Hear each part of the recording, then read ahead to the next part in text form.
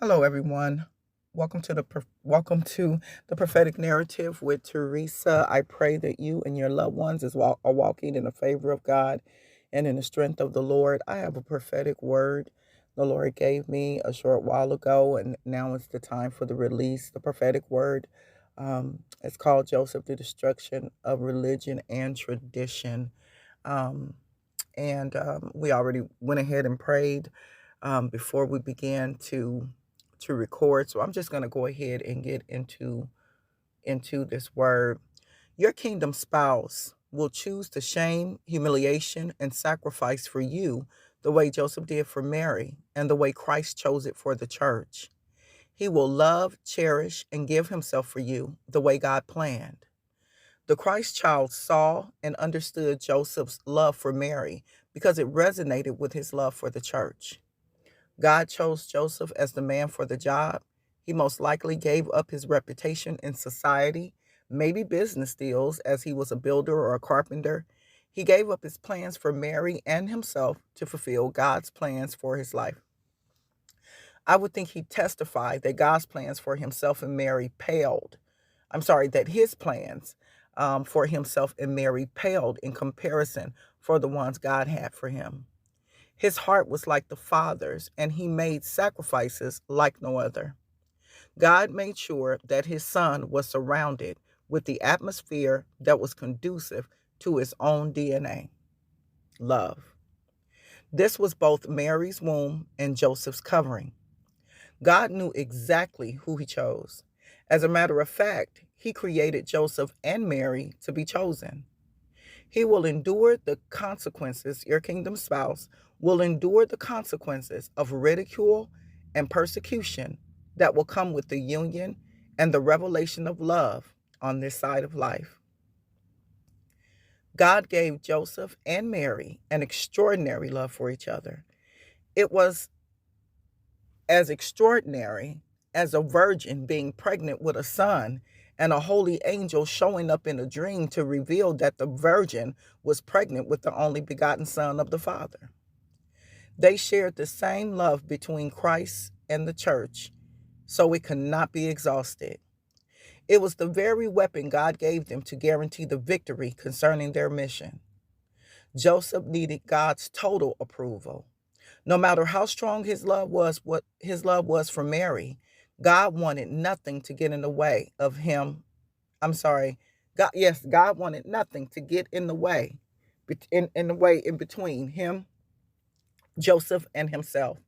And looking at that from the perspective as God was showing me Joseph's heart, because we very seldom even really think of Joseph. As far as we're concerned, Joseph was a little bit older than her. He took a few instructions, take the child and the mother to Egypt, then turn around and take the child and the mother to somewhere else. And we just sort of don't hear about Joseph. But through divine revelation, the Lord began to reveal to me the heart for Joseph that Joseph had. And Joseph was raised very strict in the Torah. He was orthodox.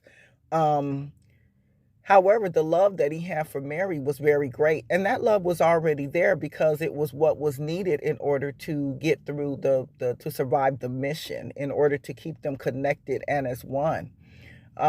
But if there was something inside of Joseph that loved Mary so much because God had put that type of love there, that he would want to just marry anyway and forget everything, we see somewhat. We hear Joseph was a just man, and it's true. The word of God said Joseph was a just man, and so because of that, he put her away privately. But also, the Lord began to show me that that was also the love that Joseph had in his heart speaking. He knew that Mary would be put to death. It wasn't she could be put to death, and maybe they might. No, she was going to die if she was pregnant, and he couldn't go against the laws of God because of his relationship with God. As much as he could have a relationship, we know that religion and tradition was a system that pointed to God, that says that God exists. But we know that the child in Mary's womb said, God is with us. And so, with that, the love that was so strong, and we're gonna get into that. It just kind of open that up pertaining concerning Adam and Eve and what that really looked like. But um, Joseph needed God's approval, And, no matter how strong his love was for Mary, it was nothing that he would put God aside for. In the eyes of God, this was wrong, but his love was still there. God had planned and was determined that what happened with Adam and Eve wouldn't happen again. Now, you guys, I want you to listen closely to this, as the Lord gave me this revelation. It blessed my soul. I felt like it was so profound, because I had never seen it that way before.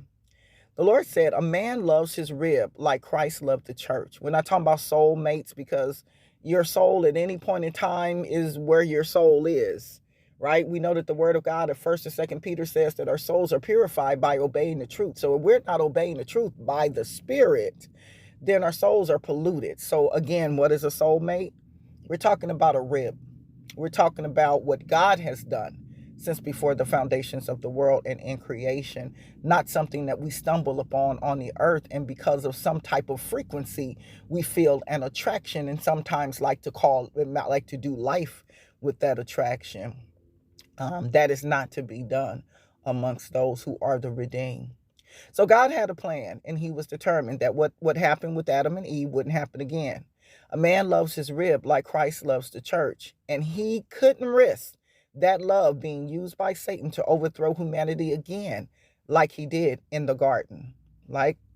So that love, here it is, Adam loved Eve the way a man would love his rib. That's a different type of love than anything that you've experienced before. Those who have a mandated marriage, a kingdom spouse, you understand that it is not explainable in the natural realm, that one has to understand it through that divine connection with the Lord. And so Adam loved Eve like this. And so when it came to obeying God, Eve disobeyed Adam, but Adam disobeyed God. And Adam disobeyed God because he obeyed Eve. And that's a problem, because it's outside of order. And but because that love was there, right? And so God wouldn't allow that. So this system that was set in place put God first. It put God first, as God was as he was in and as he began to process us out of the state of the fall, right?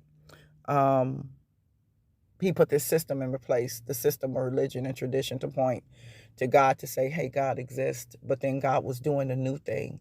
And Mary and Joseph had to come together in a marriage that was mandated by heaven in order for this new thing to be birthed in the earth. So likewise with you. God chose a man who clung to the Torah regardless of that great love he had for Mary. He could not go against the laws of God for her. Now, this prophetic word is for those who, your kingdom spouse is in religion and tradition. They're not so much as in the world. I mean, they may be in the world, because when you're in religion and tradition, it's a different frequency. The relationship is just right. But this is for those who are caught up in that system, and because of whatever is going on in the system. God is calling them out of that system, and he will do so through a word that he will give. Okay, so God chose a man who clung to the Torah, and regardless of that great love he had for Mary, he could not go against the laws of God for her. He had to appear. God had to appear to get the ball rolling again. This was the man for the job. God was first. If you would reflect on the process you've been in and the spiritual battles that came along with it, you can see a foreshadow of what God has been preparing you for. The battle will always be there, but so will the great love. The love will be attacked and lied upon and strongly sought to divide. This is when you hold on, believe, and trust God with the outcome. Joshua 10:42 says, all these kings in their lands Joshua conquered in one campaign, because the Lord, the God of Israel, fought for Israel. And God was with them. And when God is with you, there's a different flow. When God is with you, you win the fight. And God was with Mary and Joseph, and he would be with humanity because of their submission. Although Joseph was handpicked for this assignment in the earth, God wanted Mary to know that she was still in his care. Mary had a special relationship with the Lord, as the chosen does, as the chosen always does. Through Joseph's setback, and we know that setback from when he um, was uncertain and considered putting her away. And he must have considered putting her away. He must have found out she was pregnant in order to put her away. And so I know that Mary, whether there was a discussion and he told her, or whether she picked it up and sensed, through Joseph's setback, God showed Mary that where Joseph would or could falter, he would make the difference. I suppose when Joseph went back to reconcile with Mary, if he needed to reconcile, or if he just went back to have a talk with her and to tell her about the dream he had, it is more than likely that Mary took great comfort in knowing that Joseph had heard from God about their assignment together, knowing that he would be faithful to God and that she could trust his leadership. What a relief for Mary. Mary knew that she was facing death unless God intervened right away. She knew that they would stone her and kill her for being pregnant. They knew it. Joseph pretty much didn't have a choice. And it's like that when you're chosen. You don't have a choice. Either he would take Mary to be his wife, and they would look down on him and her and say, they were espoused and they weren't supposed to consummate for another year, but here this girl is and she's pregnant. Look what they did.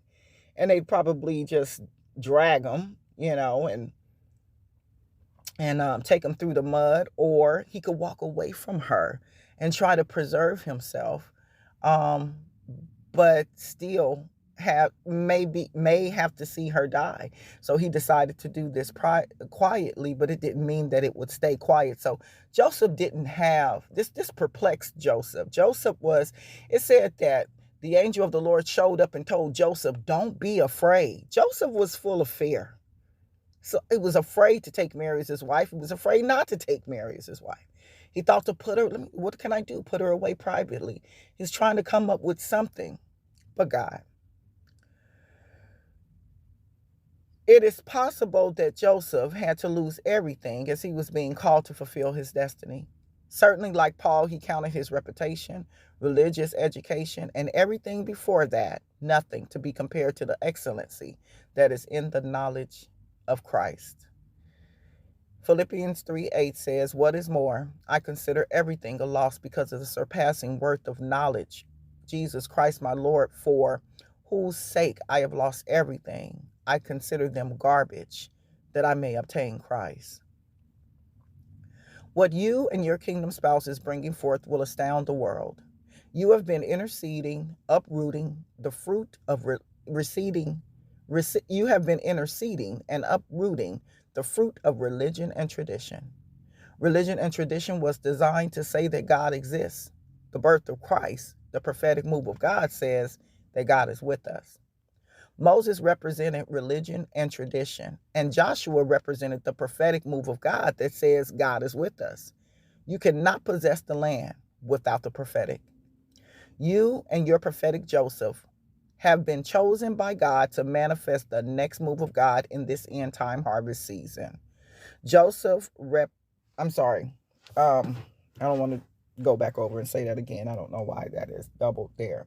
So likewise, your kingdom spouse was raised in religion, for who this word is for, and was being held captive there by demonic spirits, because the spirit of religion and tradition, God used it as a system to point that God is there, but Satan uses it, had used it back then and still continues to use it now to control the people. This is why sometimes in the church, in a local assembly, sometimes they don't think that they're religious and tradition, but you catch it if you have a real relationship with God. There seems to be some kind of problem. This is it. This is it. So let me just go back over there a minute. So likewise, your kingdom spouse was raised in religion and was being held captive there by demonic spirits who use that old, outdated system to control God's people, for who this word is for. If God is with us, we don't need a system to point to him to explain that he exists. It was a part of the process, but we are in a new dispensation of time. And we are about to enter into another dispensation of time. We'll get to that. In your intercession, you have been taking the ground back, and now the time has come, or the time has arrived for God to completely dismantle the system to that system's core in the heart of your kingdom spouse. And so you have been plowing, you have been interceding, and now you're at the core, you're at the bottom, you're at the root. And while we're co-laborers with Christ, and God will give an assignment for a specific purpose, for a specific amount of time, there's certain things that only God could do. Mary and Joseph got to the point where it was only one way for Joseph to get in position because of his belief system, and it was to hear directly from God. Everything that you battled was rooted in that system that was placed inside of your kingdom spouse long ago, even the bloodline. And your marriage destroys that. We can see the generational effects on a bloodline of a kingdom mandated marriage in 4 distinctive times. In the beginning, we had Adam and Eve.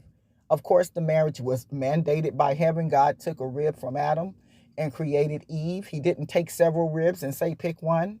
He didn't tell Adam to go find the rib. He took what a part of Adam built Eve from a part of Adam, and then brought her to him, and then he named her. Anytime God had someone name someone in the Bible, it represented the authority that they had over. And God had Joseph name. He told him in his name, you are to name him Yeshua, and he told him to name him, right? And this was covering him in the natural realm, in the realm of the spirit. So we see the marriages, 4 marriages. One in the beginning, God started this whole creation with a marriage, right? In the middle, we see Joseph and Mary, and they come in to redeem their union. The 2 stars in the sky were actually a prophetic